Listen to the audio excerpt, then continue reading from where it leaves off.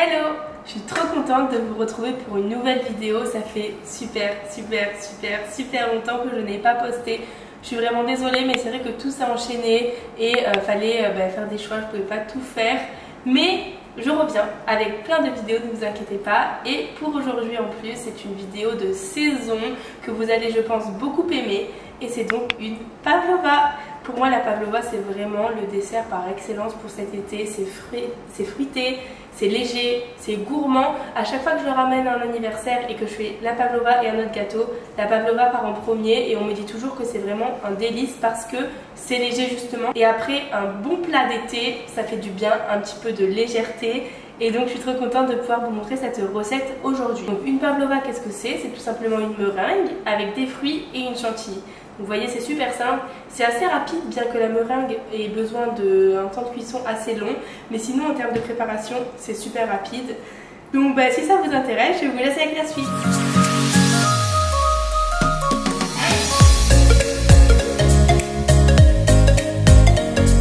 Donc pour cette première partie, je vais tout simplement vous apprendre à faire une meringue.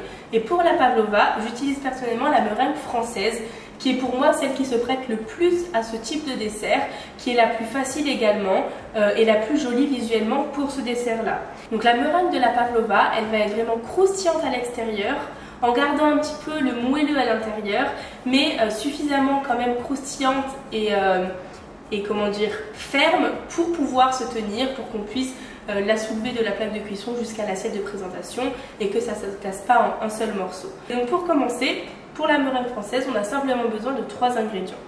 Des blancs d'œufs, du sucre glace et du sucre semoule. Donc du sucre de semoule, c'est du sucre tout simplement traditionnel. C'est trop simple. Pour retenir les proportions d'une meringue, c'est tout simplement un temps pour temps de tous les ingrédients. Donc si on va être sur 100 g de blanc d'œuf, on sera sur 100 g de sucre et 100 g de sucre glace.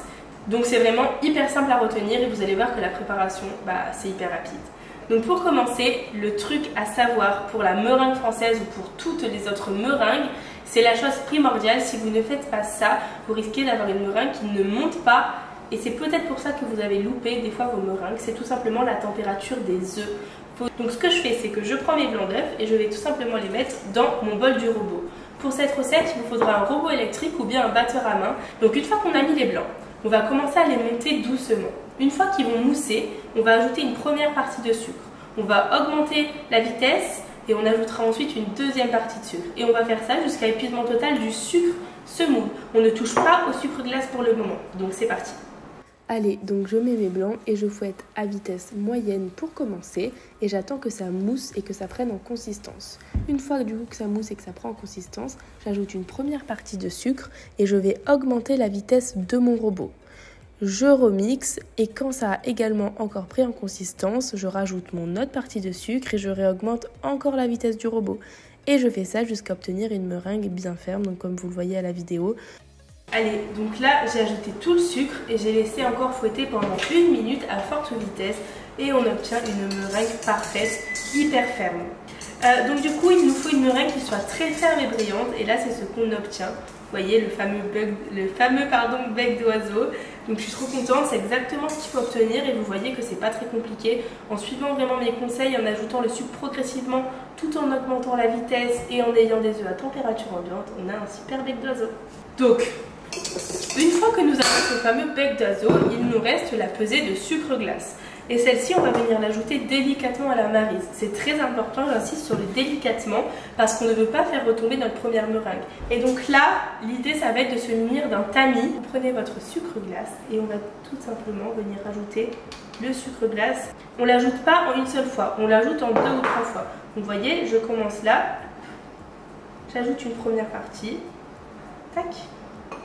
Et je viens commencer à mélanger délicatement en faisant des mouvements de l'extérieur vers l'intérieur en étant extrêmement délicat. Et à partir du moment où on commence à ne plus voir le sucre glace, on peut rajouter une partie.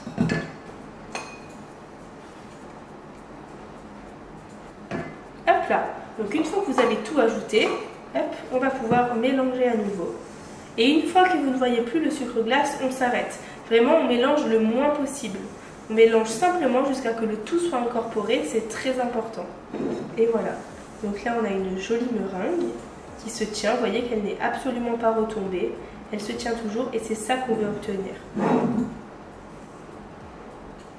Pour le pochage, vous allez avoir besoin de 2 poches à douille. Une poche avec une douille lisse, c'est tout simplement une douille ronde, et une poche avec une douille Saint-Honoré.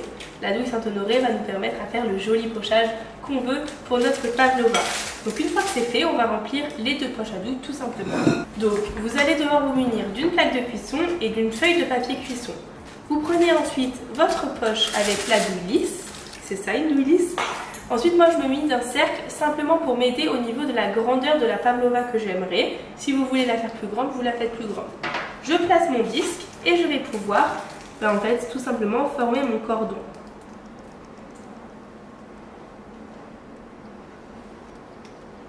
Ensuite, ce que je fais souvent, parce que le dessous, ça ne se verra pas, je viens prendre une petite cuillère et je viens bien former mon cercle. Du coup, je viens agrandir légèrement mon cercle. Et surtout, bien le former. Là, ça va être du coup important de m'écouter. Vous allez prendre votre poche, il faut qu'elle soit verticale, donc pas horizontale, verticale. Il faut qu'en fait, le petit triangle soit vers l'extérieur et debout, surtout pas allongé. Une fois qu'il est debout, vous vous placez à 1 cm de votre meringue, donc pas collé mais à 1 cm.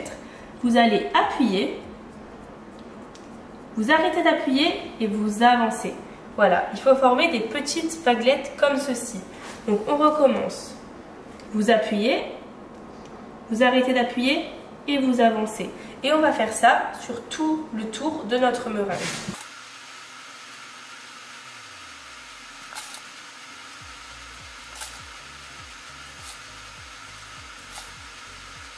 Et voilà, donc vous voyez ce que ça fait vraiment en fait comme un soleil autour, et à l'intérieur vous avez comme une cavité qui nous servira à mettre notre confit de fruits, donc c'est tout à fait normal. Vous n'avez plus qu'à l'enfourner pendant à peu près 1h30 à 100 degrés. Si vous êtes pressé, vous pouvez la mettre 1 heure à 110 degrés, et si vraiment vous avez le temps, l'idéal c'est 4 heures à 70 degrés. Voilà.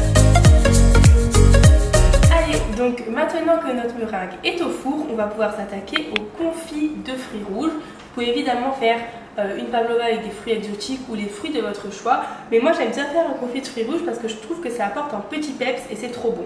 Donc pour ça vous allez avoir besoin de fruits rouges, d'un tout petit peu de sucre et de vanille ou de poudre de vanille. C'est facultatif mais c'est meilleur. Moi c'est de la poudre de vanille maison torréfiée et c'est juste incroyable. Dites-moi si vous voulez la recette. Donc du coup pour commencer, vous allez voir, rien de plus facile non plus. Vous prenez vos fruits, vous pouvez les prendre congelés d'ailleurs pour faire un confit, si jamais c'est pas des fruits de saison. Donc vous mettez ça dans votre casserole, vous ajoutez ensuite une pointe de poudre de vanille et vous allez ensuite ajouter un petit peu de sucre, c'est vraiment un tout petit peu.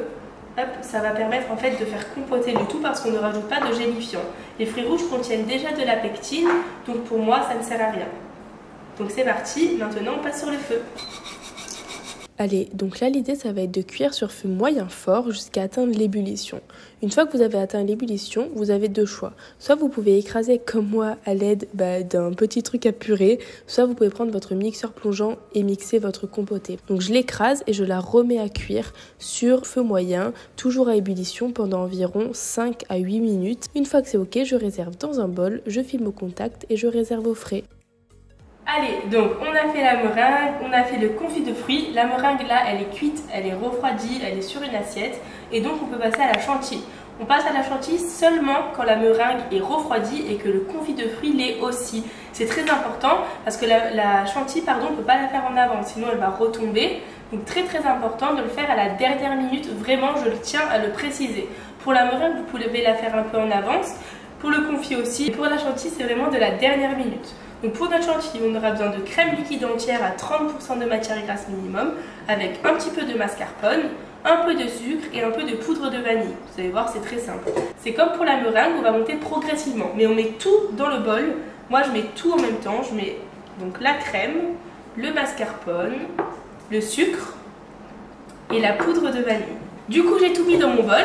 Et maintenant, je vais fouetter ça progressivement jusqu'à obtenir une chantilly assez ferme. Alors c'est vrai que pour ce pochage, on cherche quand même à avoir une texture bien ferme qui se tient, sinon on ne réussira pas à pocher. Donc il faut trouver un entre-deux, mais sans trop la fouetter parce que je vous le rappelle, si on fouette trop une chantilly, forcément elle va virer au beurre et elle va ce qu'on appelle trancher. Donc il faut faire très attention, il faut rester vigilant parce que ça peut trancher d'une minute à l'autre, donc il faut faire attention.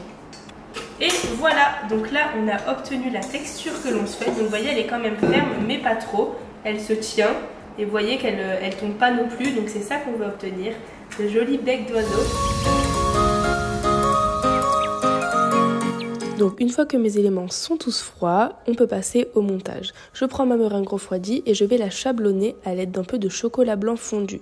J'en mets vraiment très légèrement, mais ça va permettre que la chantilly et le confit ne détrempent pas la meringue, étant donné que je n'allais pas la manger de suite. Donc c'est une petite technique pour conserver la meringue bien croquante.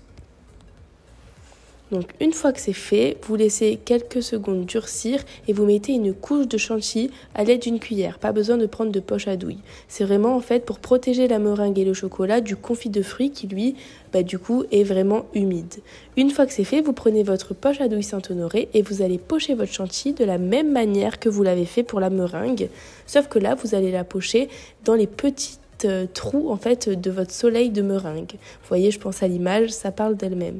Et vous faites ça sur toute votre pavlova et vous allez voir qu'une cavité va se créer exactement comme avec la meringue. Ça va nous permettre de mettre notre confit de fruits. Donc une fois que la chantilly est toute pochée, on passe au confit de fruits comme je l'ai dit qu'on va mettre à l'intérieur. Personnellement, j'en mets une grosse quantité parce que je trouve que ça fait vraiment la différence et ça amène une fraîcheur incroyable. Et ensuite, vous pouvez décorer avec les fruits de votre choix. Ensuite, je râpe un zeste de citron vert et je rajoute de la poudre de vanille pour l'effet visuel mais également pour le goût. Et maintenant c'est prêt, vous n'avez plus qu'à déguster votre pavlova. Bon, vous allez vous dire que ça coupe brutalement sur ma tête, mais c'est tout simplement que j'ai perdu les rushs de la vidéo de fin. Donc du coup, je le fais comme ça un petit peu à l'arrache. Mais voilà, je voulais vraiment vous remercier d'avoir regardé cette vidéo. J'espère beaucoup qu'elle vous aura plu. J'ai hâte de voir vos réalisations. N'hésitez surtout pas à me taguer, que ce soit sur Instagram ou peu importe. J'ai envie de voir vos gâteaux et savoir si cette recette vous a plu. Et voilà, je vous retrouve très prochainement pour une nouvelle vidéo. Merci encore de me suivre et je vous fais plein de gros bisous.